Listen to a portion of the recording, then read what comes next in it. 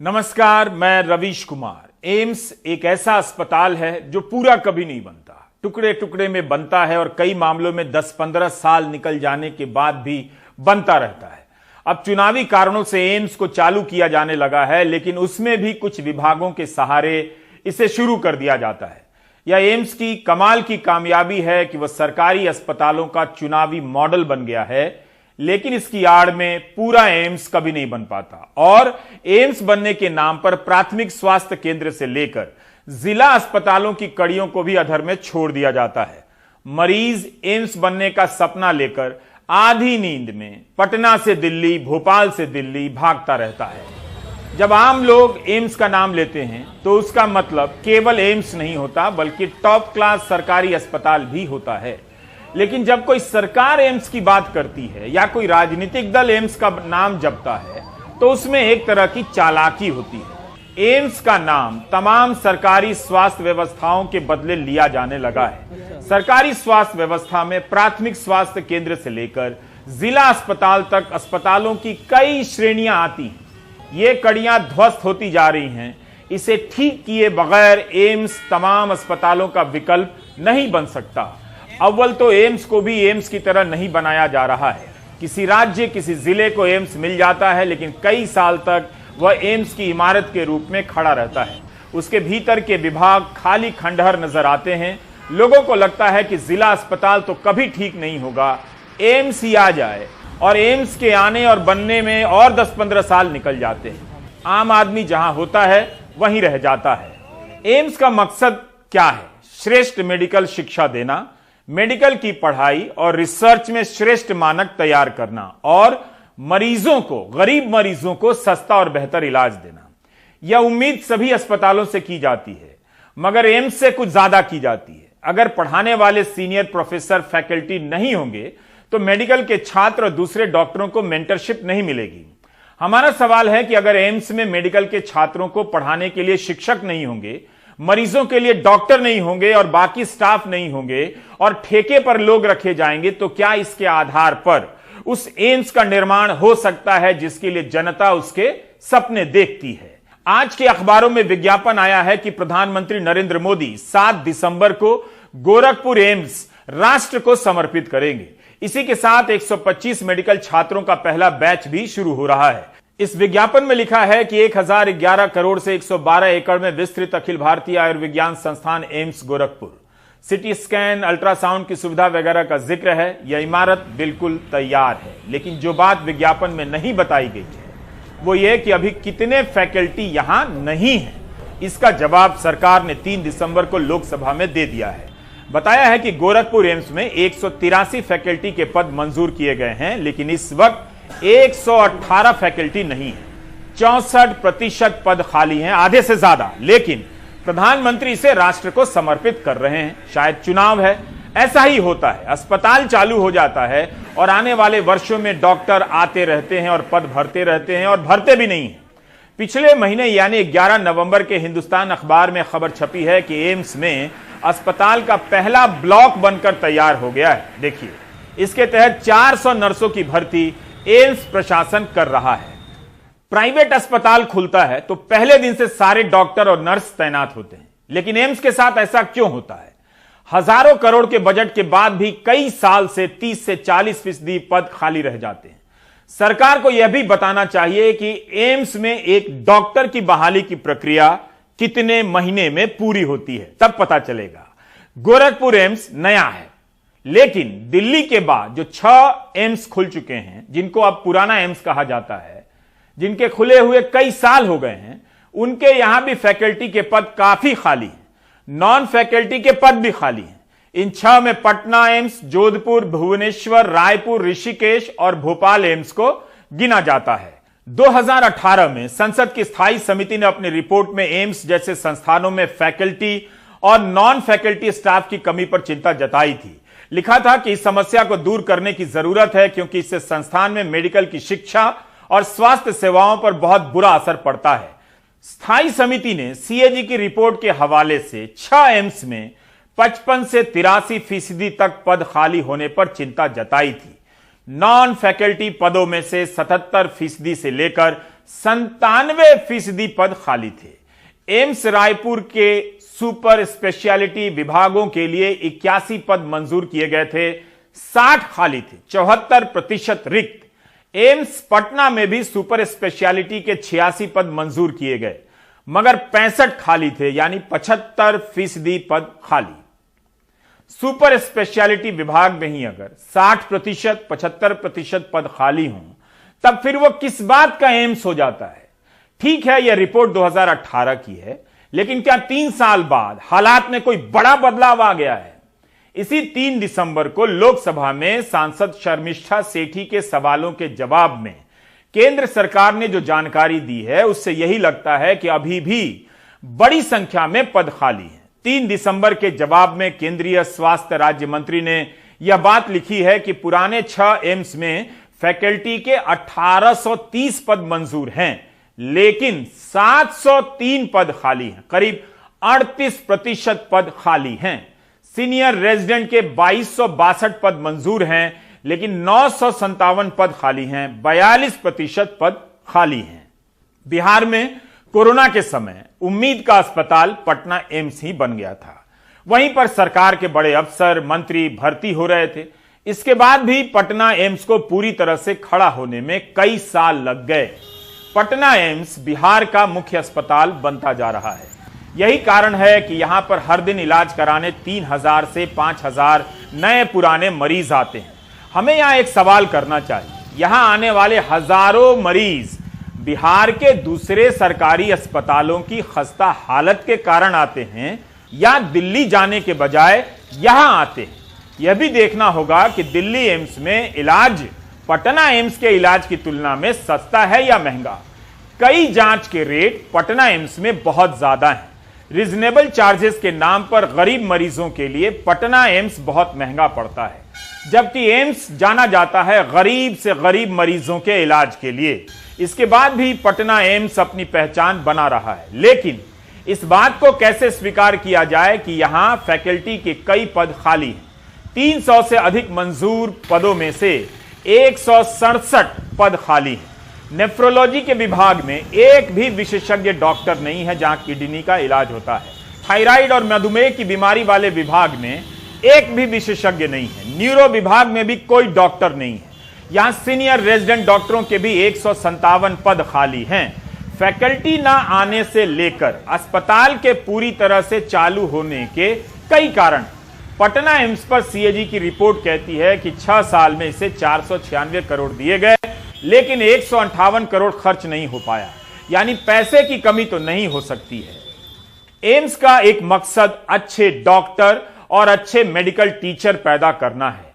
अगर एम्स में पद खाली हैं, तो यह बता रहा है कि सरकार एम्स को लेकर कितनी गंभीर है। एम्स के अलावा सेंट्रल हेल्थ सर्विसेज के जरिए डॉक्टरों की नियुक्ति की प्रक्रिया को लेकर भी बात कीजिए। इसके जरिए कितना समय लगता है किसी नियुक्ति को पूरा होने में, पता कीजिए। 2018 में सीएजी ने प्रधानमंत्री स्वास्थ्य सुरक्षा योजना की समीक्षा की थी। सीएजी की रिपोर्ट में भुवनेश्वर एम्स का जिक्र आया है। उससे पता चल रहा है कि किस तरह काम हो रहा है। एम्स भुवनेश्वर में फैकल्टी की भर्ती के 84 मामलों की समीक्षा की गई। पता चला कि 7 सहायक प्रोफेसर और 1 एसोसिएट प्रोफेसर की भर्ती हुई है, जिनके पास पढ़ाने का अनुभव नहीं था या पर्याप्त योग्यता नहीं थी। अभी हम नर्सिंग, फार्मा और टेक्निकल स्टाफ की गुणवत्ता की बात नहीं कर रहे हैं। उनके बिना तो अस्पताल पूरा हो ही नहीं सकता। यही कारण है कि 6 एम्स बन जाने के बाद भी दिल्ली एम्स में मरीजों का आना कम नहीं हो पा रहा है। दिल्ली एम्स में 2019 में देश भर से 44 लाख से अधिक मरीज इलाज कराने आए। 2018 में 38 लाख से अधिक मरीज आए थे। एक साल में 6 लाख से अधिक मरीज बढ़ गए। 22 एम्स के बनने की घोषणाएं हो चुकी हैं और ज्यादातर को किसी ना किसी रूप में चालू किया जा चुका है। तब भी दिल्ली एम्स से मरीजों का भार कम नहीं हुआ है।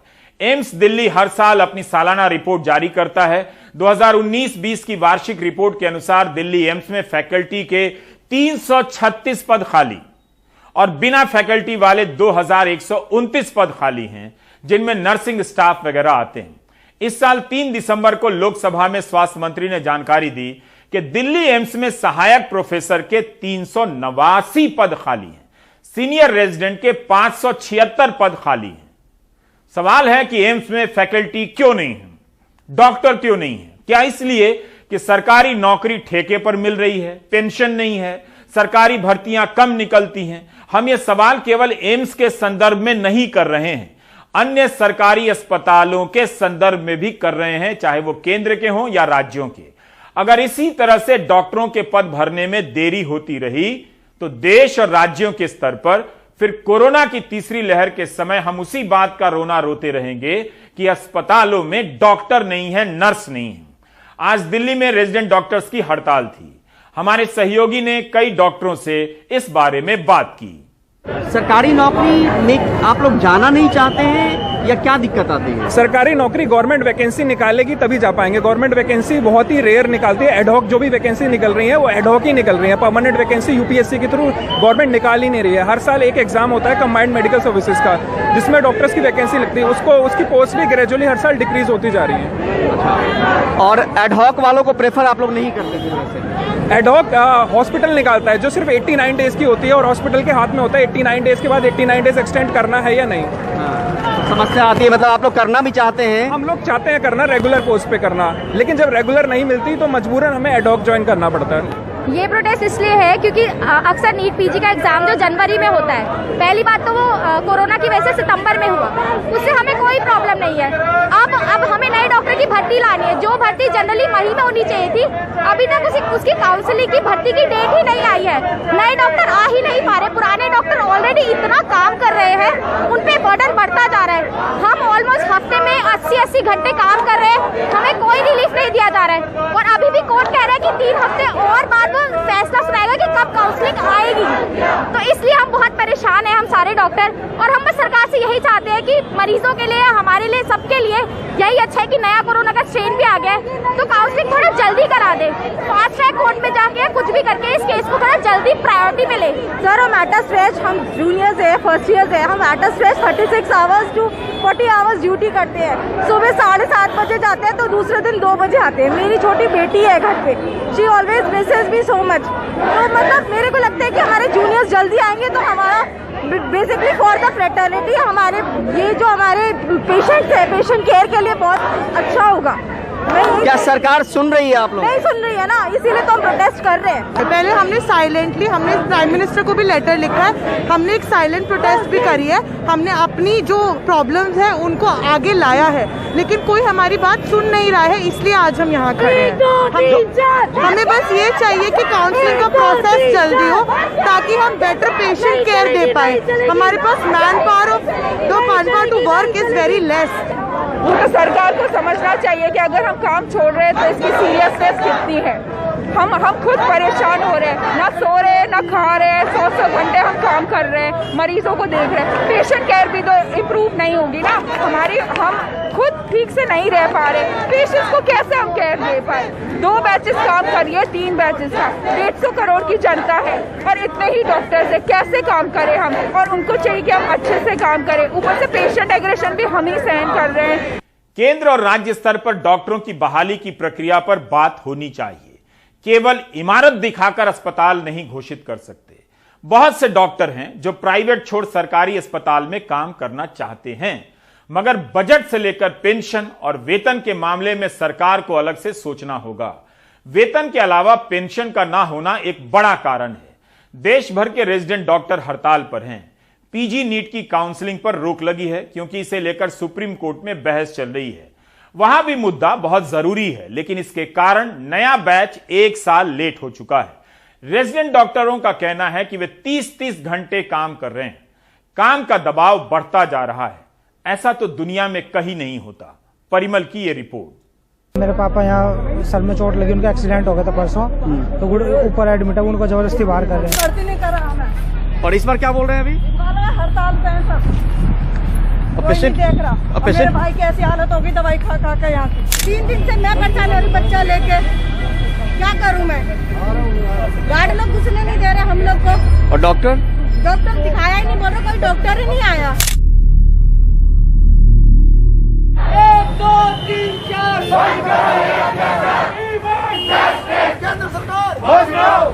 मरीजों की लाचारी और बेबसी की दास्तां यहीं खत्म नहीं होती। बल्ली मारान के जाहिद अपने रिश्तेदार के साथ 3 अस्पतालों से धक्के खाते सफदरजंग अस्पताल पहुंचे, मगर लौटना पड़ा। शिकायत ब्रेन स्ट्रोक की है। अरविंद हॉस्पिटल वालों ने नहीं लिया, पंत वालों ने वापस भेज दिया, रेफर कर दिया रामोलैया हॉस्पिटल, उन्होंने भी लिया।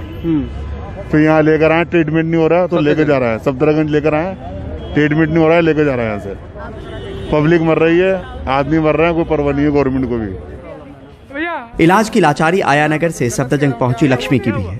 पेट में पत्थर है, दर्द से परेशान है, पर इलाज न मिलने से मायूस होकर दूसरे अस्पताल जाने को मजबूर हैं। अंदर ही नहीं जाने दे रहे हैं, तो डॉक्टर कह रहे हैं हड़ताल पे हैं सब, तो अंदर ही नहीं जाने दे रहे, कोई देख ही नहीं रहा है। और आपको शिकायत क्या है? शिकायत है, पेट में बहुत दर्द हो रहा है मेरे 2 दिन से। सफदरजंग अस्पताल ही नहीं, आरएमएल और लेडी हार्डिंग के करीब 4000 रेजिडेंट्स ने खुद को इमरजेंसी सेवाओं से अलग कर लिया है, तो असर मरीजों पर पड़ना लाजमी है। मैं अकेली आदमी हूँ, कोई और साथ नहीं है, अकेला कहाँ जाऊँ? इसको लेके कर आप एम्स जाओ। क्या नाम है आपका? मकीना। कहाँ से है मकीना? शास्त्री पार्क से जी। अब कोई और साथ नहीं है मेरे पास।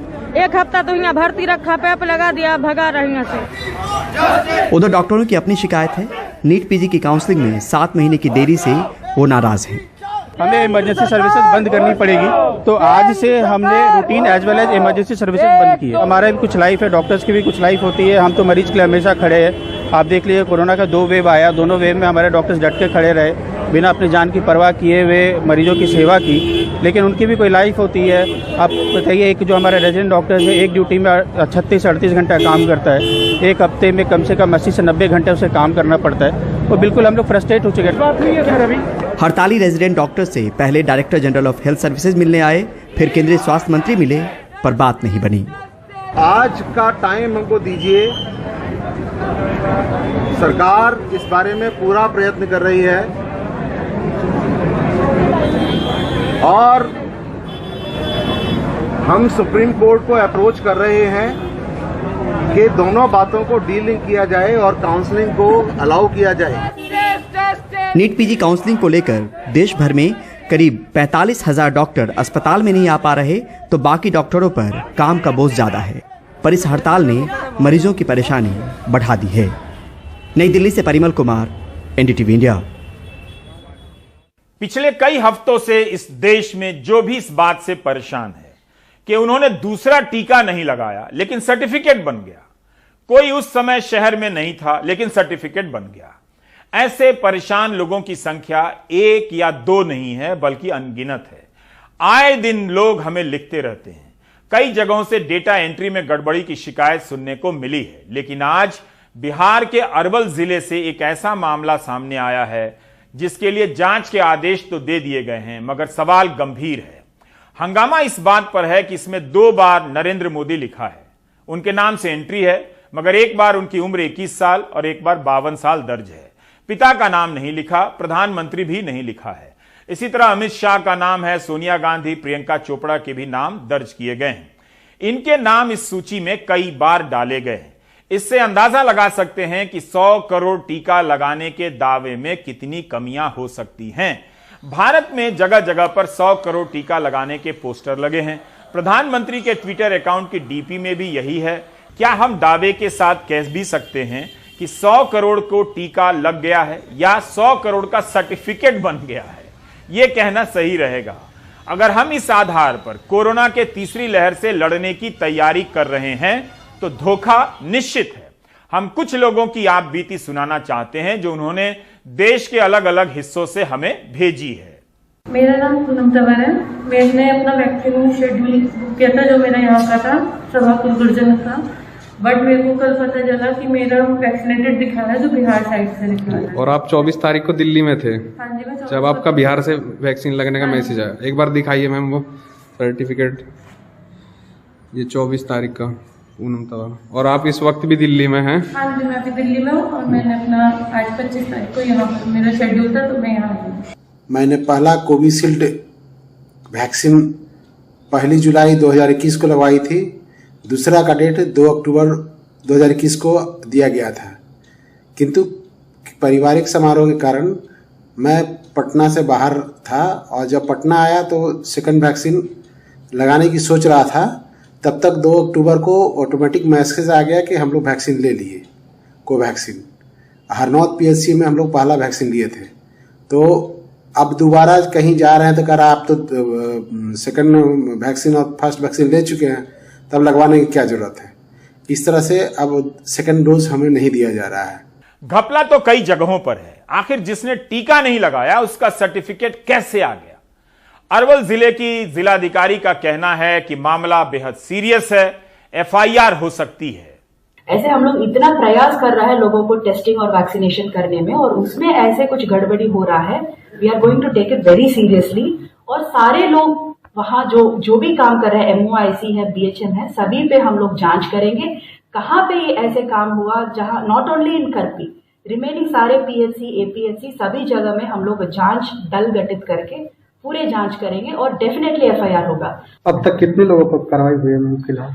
ये लगभग 20 दिन के पहले ही ये जांच CS के द्वारा किए थे। उस जांच में जब ये हो पाया, जांच के बारे में ये फाइंड आउट किया कि ऐसे हुआ, तो 2 ऑपरेटर्स को उन्होंने हटा दिए। लेकिन मेरा भी ओपिनियन है, खाली 2 ऑपरेटर्स पे कार्रवाई की है, ठीक है, लेकिन उसके अलावा भी वहां पे जो लोग हैं उनके बारे में जांच करना होगा, कार्रवाई करना होगा, FIR भी होगा। 5 साल में आप जनता ने केंद्र और राज्य सरकारों को पेट्रोल डीजल पर तरह तरह के टैक्स के जरिए 32 लाख करोड़ से अधिक रुपए दिए हैं। राज्यसभा में केंद्र सरकार ने यह जानकारी दी है। उम्मीद है कि ज्यादातर पैसा कोरोना की महामारी के बाद ही लिया गया होगा। इतना पैसा देकर भी अस्पताल में डॉक्टर नहीं है, दूसरी लहर में ऑक्सीजन नहीं था और टीके का सर्टिफिकेट फर्जी बन जा रहा है। 32 लाख करोड़ आपने केवल पेट्रोलियम उत्पादों पर टैक्स के जरिए दिए हैं। महंगाई की बात नहीं कर रहा हूं। क्या आपको पता था कि आपके पास इतना पैसा है? आपको पता था? बिल्कुल पता था, तभी तो आप 100 रुपए से ज्यादा लीटर पेट्रोल भरा रहे थे, दाम दे रहे थे और सपोर्ट कर रहे थे। अब ब्रेक ले लीजिए।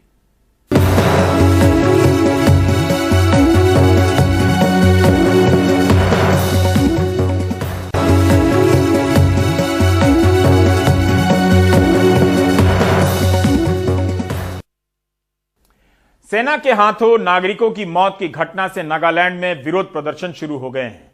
राज्य के मुख्यमंत्री नेफियू रियो ने कहा है कि हमारे भाइयों की मौत सुरक्षा बलों के हाथों हुई है, ये निर्दोष लोग हैं, दुनिया इसे माफ नहीं करेगी। ये पूरे नागालैंड के लिए काला दिवस है, कोई इस दिन को नहीं भूल सकता। मुख्यमंत्री ने कहा कि AFSPA armed forces special power act से सुरक्षा बलों को कवच मिल जा रहा है। इस कानून को लेकर अंतर्राष्ट्रीय मंचों पर बहस हो रही है। हम बहुत बड़े लोकतंत्र हैं, लोग मांग करते हैं कि इसे हटाया जाए। हर साल केंद्र इस एक्ट को बढ़ाई देता है कि नागालैंड अशांत क्षेत्र है, लेकिन जब शांति की बात चल रही है तब अशांत कैसे है? राज्य के मुख्यमंत्री ने इस घटना की जांच के लिए SIT का गठन किया है। यह घटना शनिवार की है। सेना के एक ऑपरेशन के दौरान आम लोग निशाने पर आ गए। उसके बाद आम लोग भड़क गए और सेना की टुकड़ी को घेर लिया। केंद्र सरकार का दावा है कि खुद को बचाने के क्रम में सेना को फायरिंग करनी पड़ी और आम लोग मारे गए। केंद्र और सेना ने इस घटना पर अफसोस जताया है और जांच की बात स्वीकार की है। इस घटना में 13 ग्रामीण मारे गए हैं, एक जवान की भी मौत हुई है। आज हॉर्नबिल फेस्टिवल रद्द करना पड़ा, जो राज्य भर में मनाया जाता है। नागालैंड के मुख्यमंत्री ने घटना के बाद इसकी निंदा की और गृह मंत्री अमित शाह ने भी अफसोस प्रकट किया। राज्य के मुख्यमंत्री ने कहा है कि पहली बार राज्य सरकार ने कहा है कि सेना ने लोगों को मारा है। NDTV को इस मामले की FIR की कॉपी मिली है जो पुलिस ने दर्ज कराई है। इसमें लिखा है कि सेना की 21 पारा स्पेशल फोर्सेज ने मौन जिले के ओटिंग गांव के लोगों पर गोली चला दी। FIR में सेना की इस इकाई के खिलाफ केस दर्ज हुआ है। इसमें यह भी लिखा है कि सुरक्षा बलों का इरादा निर्दोष ग्रामीणों की हत्या करना था। जब घटना हुई तब उनके साथ कोई पुलिस नहीं थी, ना ही सेना ने स्थानीय पुलिस को जानकारी दी थी। ओटिंग गांव के ये लोग कोयला खदान से लौट रहे थे। इस घटना के बाद इलाके में बहुत नाराजगी फैल गई। सेना ने भी घटना पर गहरा अफसोस जताया है। आज संसद में नागालैंड के सांसद और विपक्ष के सांसदों ने निर्दोष ग्रामीणों की हत्या को लेकर सवाल उठाए।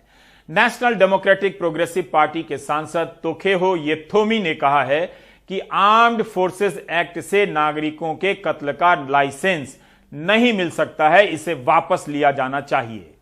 Some NSA and K undergrounds are moving in that vicinity. And they got the information that the undergrounds were moving in 2-3 vehicles. But whereas those diseased people, they were moving in only one tipper mini truck, 8 of them. So when they approached these 21 para troopers, they discriminately fire upon them and kill 6 of them on the spot in the body of the mini truck, and the other 2 were seriously injured. It was in the close vicinity of Oting village, and the Oting village is not in Myanmar border. It is in Assam-Nagaland border. So the villagers heard about the gun shooting, and then they went to see the incident that had taken place in that place. The body of those slain 6 laborers were shifted to another mini truck and wrapped under the tarpaulin. So where they were, since the blood stain was in the ambush vehicle, they searched for their dead body and they found beneath the tarpaulin. देखिए 4 और 5 तारीख को नागालैंड में जो हुआ वो नागालैंड के इतिहास में काला दिन माना जाएगा, क्योंकि निहत्थे भारतीय नागरिकों को उग्रपंथी समझते हुए भारतीय सेना की एक विशेष यूनिट ने उन पे गोली चलाई और उनकी मृत्यु की, और उसके बाद मुठभेड़ में और भी लोगों की मृत्यु हुई है। ये बहुत ही संवेदनशील बात है, क्योंकि इस समय भारत सरकार नागा के एक राजनीतिक मुद्दे को लेकर नेगोशिएशन में है। इस प्रकार की घटना सरकार और लोगों के बीच में एक दरार पैदा करती है। इसलिए हमारी मांग है कि केंद्र सरकार, गृह मंत्री, रक्षा मंत्री दोनों इस मुद्दे पर अपनी जवाबदेही दे, अपनी जवाब दे, और साथ ही साथ सारे राजनीतिक दलों को बुलाकर उत्तर पूर्वांचल की बिगड़ती हुई कानूनी व्यवस्था को लेकर एक बैठक बुलाएं। अगर विश्वास, ऑल पार्टी मीटिंग भी आप डिमांड कर रहे हैं? हाँ, ऑल पार्टी मीटिंग भी हम की डिमांड कर रहे हैं, क्योंकि आप देखिए आज नागालैंड, नवंबर में मणिपुर में एक आर्मी कर्नल और उनके बीवी और बच्चों को मारा गया। कुछ महीने पहले आसाम और मिजोरम के पुलिस कर्मचारी के बीच में शूटिंग हुई जिसमें पुलिस कर्मचारी मारे गए। तो ये एक प्रकार से हर महीने उत्तर पूर्वांचल के किसी न किसी राज्य में इस प्रकार की कानूनी व्यवस्था को लेकर प्रश्न उठ रहे हैं। इसलिए ऑल पार्टी मीटिंग की हम डिमांड कर रहे हैं। नागालैंड में यह मामला गंभीर हो गया है। केंद्रीय गृह मंत्री अमित शाह ने भी घटना का पूरा ब्यौरा संसद में दिया। उनका कहना है कि भीड़ को तीतर बितर करने के क्रम में गोलियां चली हैं और नागरिकों की मौत हुई है। सेना ने अफसोस जताया है और पुलिस इस मामले की जांच कर रही है। दिनांक 5/12/21 की शाम में लगभग 250 लोगों की उद्वेलित भीड़ ने मोन शहर में असम राइफल की कंपनी ऑपरेटिंग बेस पर तोड़फोड़ की। भीड़ ने सीओबी के मकान में आग लगाई, जिसके उपरांत असम राइफल की टुकड़ी को भीड़ को तितर बितर करने के लिए गोली चलानी पड़ी। इसके कारण एक और नागरिक की मृत्यु हो गई और एक अन्य घायल हो गया। प्रभावित क्षेत्र में किसी और अप्रिय घटना को रोकने के लिए अतिरिक्त बलों की तैनाती कर दी गई है। सेना की 3 कोर मुख्यालय द्वारा एक प्रेस वक्तव्य जारी किया गया है, जिसमें निर्दोष नागरिकों की दुखद मृत्यु के घटनाक्रम पर अत्यधिक दुख सेना द्वारा व्यक्त किया गया है। सेना द्वारा इन दुर्भाग्यपूर्ण मृत्यु के कारणों की जांच उच्चतम स्तर पर की जा रही है और कानून के अनुसार समुचित कार्यवाही की जाएगी। यह निर्णय लिया गया है कि सभी एजेंसियों को यह सुनिश्चित करना चाहिए कि विद्रोहियों के खिलाफ अभियान चलाते समय भविष्य में ऐसी कोई दुर्भाग्यपूर्ण घटना की पुनरावृत्ति न हो।